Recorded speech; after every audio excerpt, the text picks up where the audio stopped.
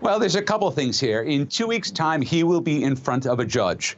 Before that, he gets deposed, probably later on this week. He has effectively put a pause on that. Whether he's managed to avoid it entirely will depend on whether he comes to a deal. But he already had a whole series of very embarrassing texts released as part of Discovery last week.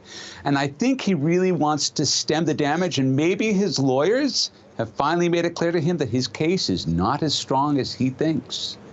So that's an interesting point. Do you feel like legally all of the stuff that has been flowing out in this legal battle between the two sides has really been his undoing? Look, I do think that the closer we look at his process, the less process we see. And it feels like if that goes on too long, then the man and the myth becomes undone. Yeah. This, though, could still be a very expensive purchase for him because of what's happened, the Twitter price has been really trashed and it's now at even more of a premium.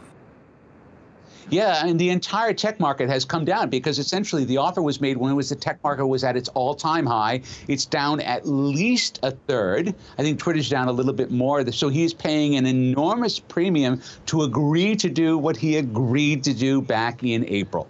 How, though, is he going to restore its reputation and also just get it back on track? Many feel it has lost its way.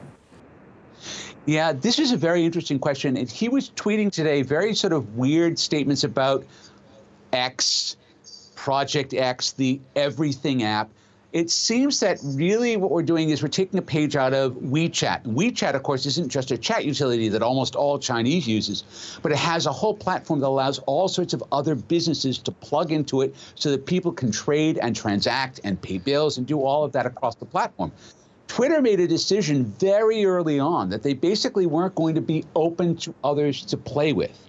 And so Twitter's always had to figure out how to make money on its own. It's never had partners in that, unlike, say, Facebook or other companies. Project X looks like we're going to turn the clock back and figure out how to make Twitter a really smart way for people to be able to trade and do business. If he does that, and that is no means easy, if he does that, then maybe he actually does turn it into a monster that will justify the price that he's paying. And do we have a good understanding about what X might be, or is it still just being, ideas thrown around? It really does just seem like there's a stream of ideas. There may be something behind this that he's preparing to drop. But you can take a look, because it's not just WeChat. There's also Gojek, which is a very popular app in Indonesia, which is the same sort of everything app.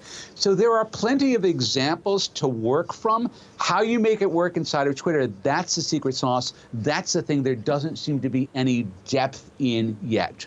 You mentioned those text messages that we saw as part of the legal wrangling between Musk and Twitter. As someone in this space, how surprised were you at what you learned from those interactions? I mean, in some ways, it almost felt like a drunken poker game, right?